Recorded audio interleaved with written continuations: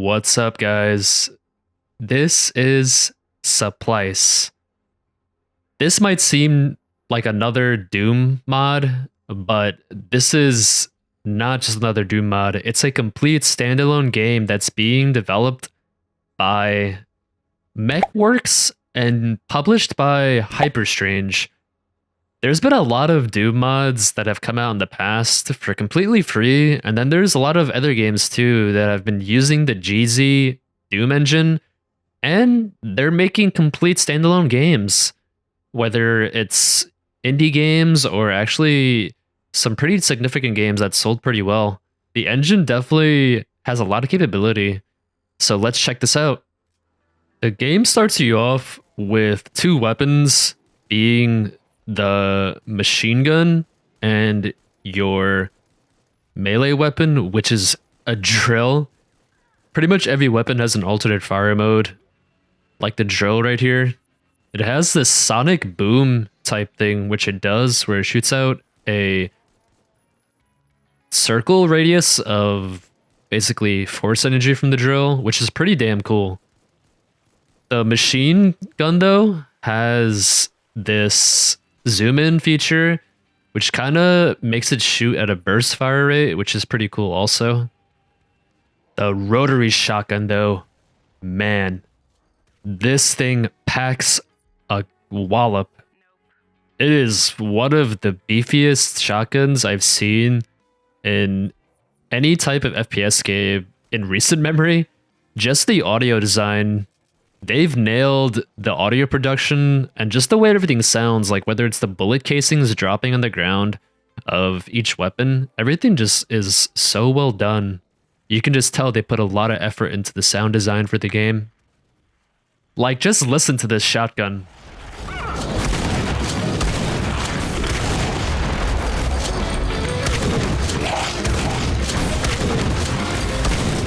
The alternate fire mode, though, for the shotgun shoots both barrels, and the gun rotates after, which you see in the animation there. That does so much damage. It's honestly one of my favorite shotguns I've ever used. It just feels so satisfying and has really good feedback with the sound, honestly, that it makes. I love it. Doom, you will be collecting keycards throughout the game, which is perfectly fine.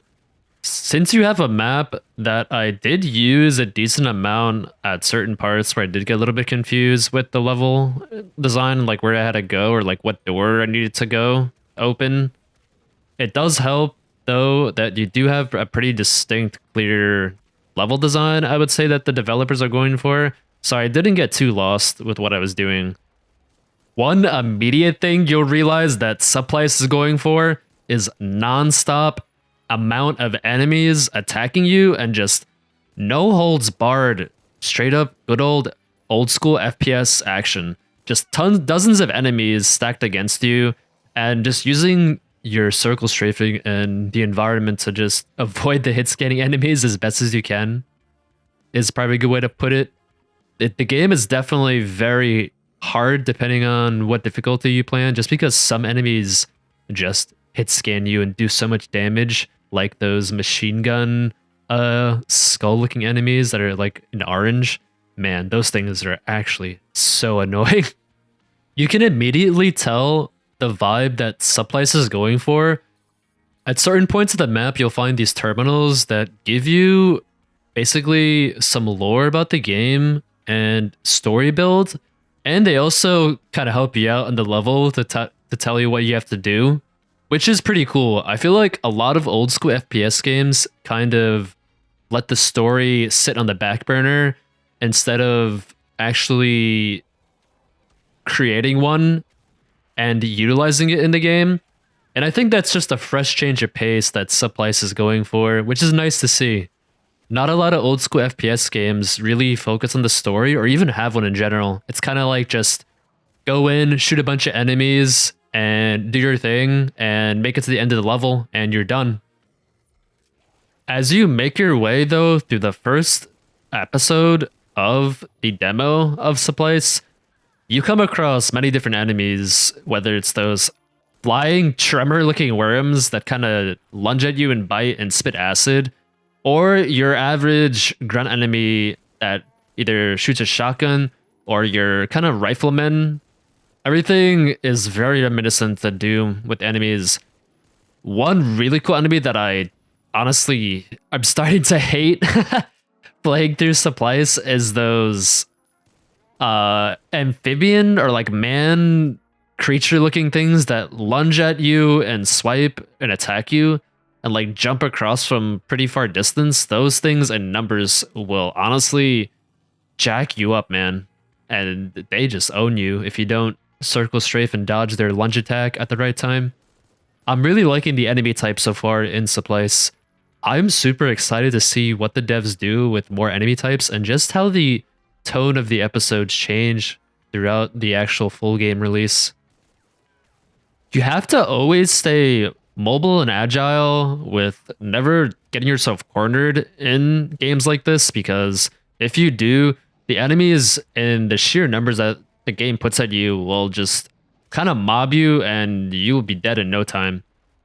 I always loved original OG Doom, obviously, but it's just so interesting seeing mods still being made in 2022 that are just working wonders in the engine still. Man, like this game just looks almost kind of like Ion Fury, I feel like, in some sense, the way it looks visually. It almost looks like a build game. Like, it doesn't even feel like a Doom game until you actually play it. Like, if you just watch the trailer and gameplay of the demo, I feel like you would just not even think this is a Doom game until you actually, like, take, I guess, a second glance at it and then actually realize that it's actually a Doom engine game. One of the last weapons you pick up in the first episode is this grenade slash rocket launcher that acts like an incendiary rocket launcher. And man, this thing just is completely insane how much damage it does. Think of a rocket launcher that basically just eviscerates everything in a ball of flame, is the best way to describe it. It just tears everything up and shoots pretty damn fast for a rocket launcher, honestly. Like, it has a decent amount of ammo too. I think it only takes about 10 fuel off. Like, it's just nuts, man, how good this weapon feels for a rocket launcher. I can't even express how excited I am to see all the other weapons. But man, just check this weapon out and like to see how it fires off. This thing is nuts, man.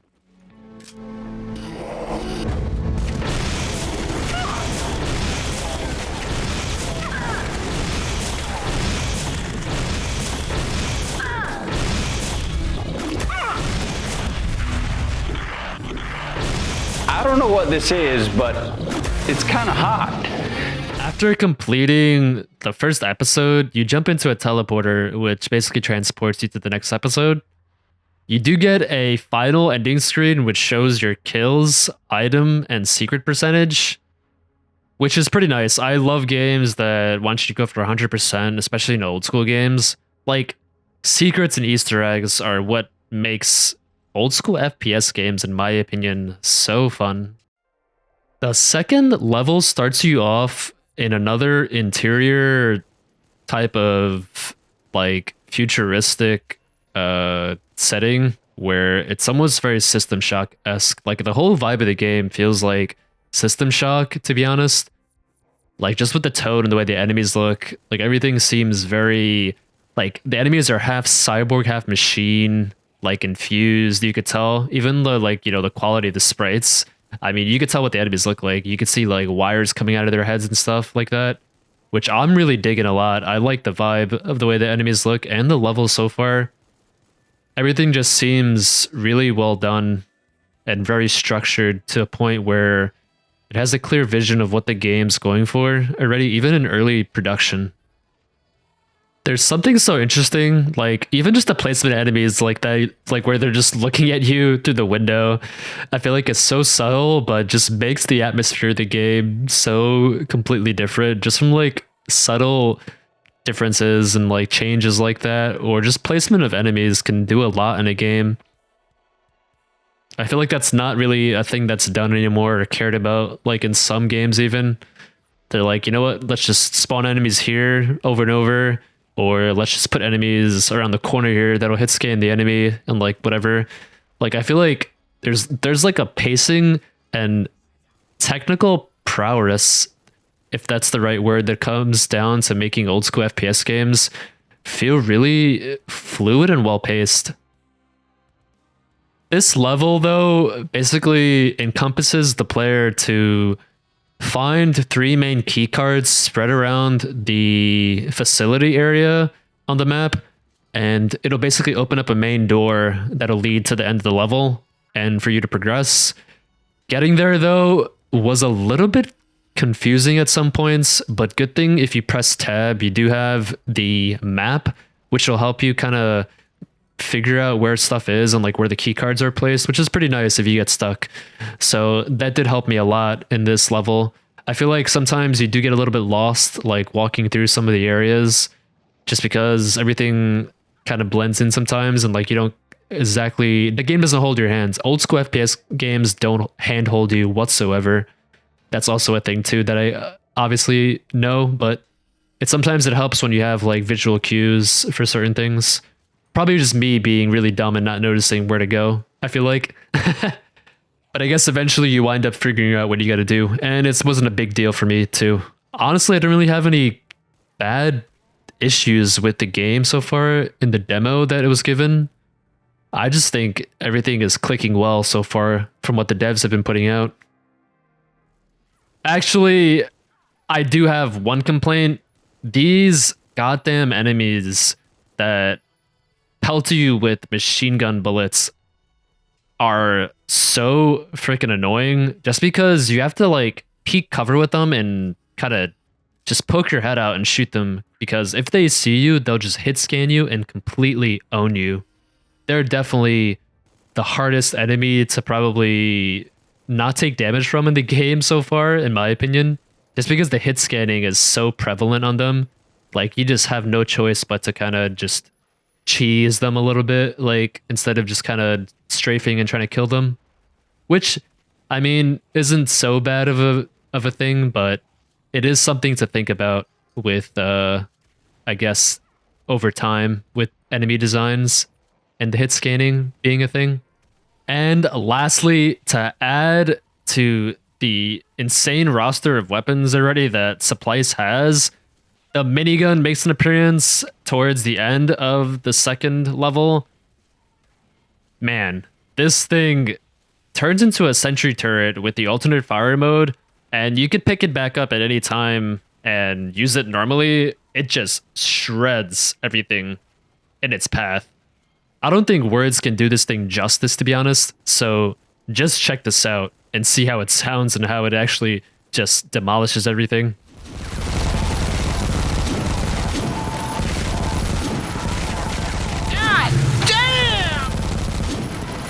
Once you make your way to the exit of the second level, you'll go through 2 rooms where you kind of like fight a couple of enemies that in close quarter combat, which feels almost something out of like Game of Death.